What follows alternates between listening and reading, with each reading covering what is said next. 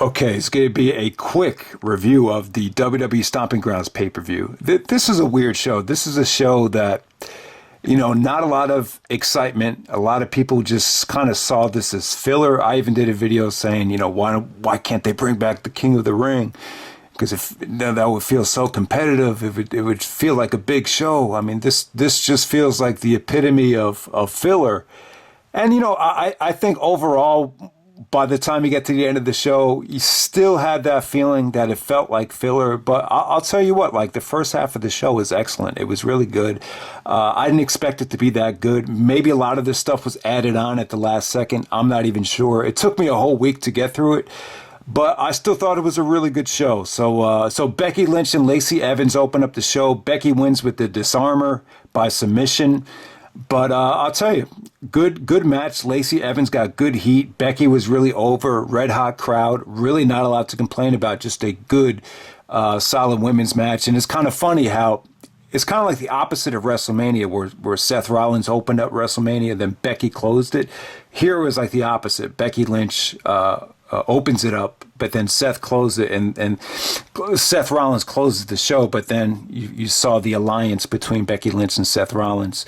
And I didn't even know they were in a relationship. I didn't know they were dating, but it's pretty much obvious by the end of the show that they are. So that was pretty cool. So next up, you had Kevin Owens and Sami Zayn, the two Ring of Honor studs, taking on the New Day, Big E and Xavier Woods. Yeah, good match, man. I didn't know this was going to be announced. Owens had been feuding with the New Day since he turned heel. He came into this match with a bang, super kicks out of nowhere. Big E got a great hot tag, a lot of belly to bellies. Just good offense, exciting action. All these guys could work. This was just a breath of fresh air. This was just a good, exciting, unexpected match. Kevin Owens actually gets the pinfall with the stunner. I'm not so sure how happy the almighty Stone Cold Steve Austin is with Kevin Owens using the stunner. Maybe occasionally it's fine, but if Owens is going to continue to use it as his finisher, I don't think it's good. But I don't think he will. I think maybe from time to time he'll just bust it out. But here it actually worked and came off really, really good. Next up, you had the match of the night. I would say definitely one of the best WWE matches on pay-per-view this year. You got Ricochet taking on the ROH legend Samoa Joe for the United States Championship. Which is funny because Ricochet is an independent wrestling legend, but he's never wrestled in Ring of Honor, where Samoa Joe made it a legendary company. So that's kind of, and they're both. I don't know. Is Ricochet Samoan because he has the same tattoo that The Rock has, which represents his Samoan family. So I'm not sure if Ricochet is part Samoan, but. Yeah, I mean, this match right here was awesome. Ricochet did a lot of great fighting out of Joe's submissions, fought out of the Chiquita clutch and used the ropes. Ricochet just uses athleticism with the bang here, but Joe still looked like a monster. I'm sure someone like Vince was still happy with the heel work that Joe did, and then Ricochet won the match with the 680 splash, and a lot of his offense was just very well executed. Ricochet looked great here. This was the match of the night. Awesome stuff. Didn't even go that long, but still definitely delivered. Next up, we got another good match, unexpected. Daniel Bryan in his home state of Tacoma, Washington, teaming up with Rowan to take on the heavy machinery of Otis and Tucker. The match is a lot of fun. This guy Otis, the really fat guy from the heavy machinery, he's a lot of fun. You can definitely tell he was influenced by the Attitude Era, Scotty 2 Hotty. Did a lot of that stuff. And Bryan was over as hell here. This is the most over Daniel Bryan's been in, I would say, in years, maybe, possibly. Just good tag team work. Bryan actually won the match with the small package, but the match definitely got time. It got more time than anything else on the show up to that point, and you just saw a lot of fun stuff. The crowd was better for this match than any match the whole night, and I just remember this just being a lot of fun, a lot of good hot tags, a lot of action. Bryan, and you know what I liked about this match? Most important point I want to make is they didn't try to rebel against the crowd. Back in the day, anytime the crowd would be hot for Kurt Angle because they're in Pittsburgh, or they'd be hot for Austin or whatever, or hot for Jericho in Montreal. They would do things like, Jericho says, screw Montreal. Like they would go against the grain, even though you got a heel that's massively over. And here they kind of let Daniel Bryan just do his thing, and Bryan didn't try to shit on the crowd. They just went with it, and I like that. I think that was the smart thing to do, and it ended up just being a fun match. And Heavy Machinery actually got a lot of heat compared to Daniel Bryan, but still, I thought both teams looked great. It was just a lot of fun, just really good stuff. Next up, you had Bayley taking on Alexa Bliss. I thought they kind of brought the show down here. Alexa Bliss in the video package made a point that Bayley has peaked in NXT, and there might be a lot of truth to that. There really might be. Bayley's just not putting on those magical performances that she used to when she was in NXT with Sasha Banks. But I like watching Alexa Bliss wrestle. I find her very engaging from a personality and from a look standpoint. And Bayley actually won the match with the belly to belly. Nikki Cross had gotten involved. I didn't think the match was bad, but definitely they couldn't follow the 4 previous matches, which were all superior to that match. Next up, you have Roman versus Drew McIntyre, the rematch from WrestleMania. Yeah, I kind of agree. Kind of the same problem. It just feels like Drew McIntyre is being fed to Roman Reigns.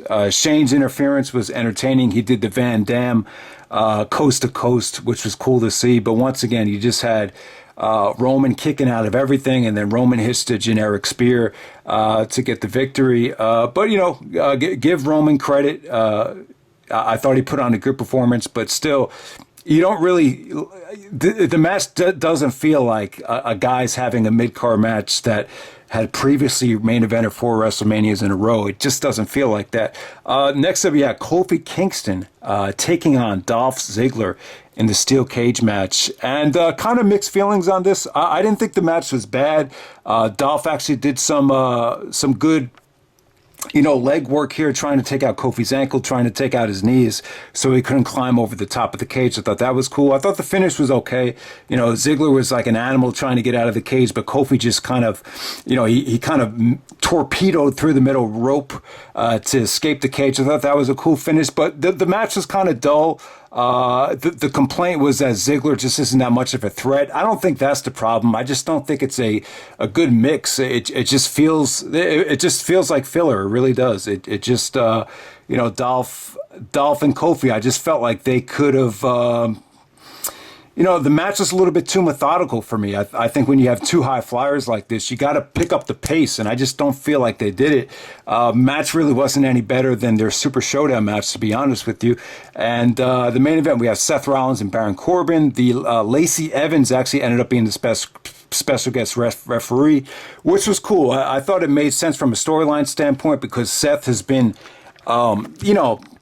just annihilating like Sami Zayn and all the other guys that were chosen as the special guest referees. So you knew Seth wasn't going to hit a girl. So that kind of put the favor in Baron Corbin. Plus Lacey's kind of like a drill sergeant. She's got like those Southern strict values. So I didn't think it was a bad choice. And you kind of want to end a filler show with a special moment. And you had Seth and Becky Lynch celebrating at the end of the match. So that was a cool moment for the live experience. Wasn't the worst thing in the world, but still, like the storyline, the story of the match. Having the odds stacked against Seth Rollins, it feels like filler. It feels like something we've seen a million times with John Cena in that role. Baron Corbin. It just has Vince McMahon written all over him. I think Vince likes Corbin. I think he thinks he's a good heel, but at the same time, it's kind of like what is he bringing to the table, Baron Corbin? I don't think anyone really wanted to see him wrestle. You heard a lot of CM Punk chants. You heard a lot of Daniel Bryan chants. The good news is Daniel Bryan's still there. CM Punk is not, but still, the match as a whole, we've just seen it time and time again. It's just nothing special. The complaint is it felt more like a Raw main event than a pay-per-view main event, and that's exactly on the money right there. But I'm going to be kind of positive, like not the worst thing in the world. Still, you got to see the cool moment with Seth Rollins and his girlfriend, Becky Lynch, celebrate. I always thought Rollins was dating Sasha Banks, but maybe that never happened. I don't know what happened there, but it really doesn't matter. This was WWE Stomping Grounds. A show that was actually a lot better than expected, but the two matches that were kind of promoted on the pay-per-view, or the two matches that were the title matches, were the matches that really just kind of fell flat. It was kind of the undercard stuff that really carried the bulk of the show. So that's pretty much what it was. That was WWE Stomping Grounds. Pretty forgettable show, but it did have some good moments on it. And, the next WWE Network special is Evolve 131. That's really cool. The first Evolve show, 10th anniversary of Evolve on the WWE Network. That looks really good, actually. But that's pretty much it, guys. I know this is a week late, so I don't know how many people are going to care about the review, but that's just my thoughts on Stomping Grounds. A little bit better than expected, but still, the championship matches, yeah, it felt like filler. All right.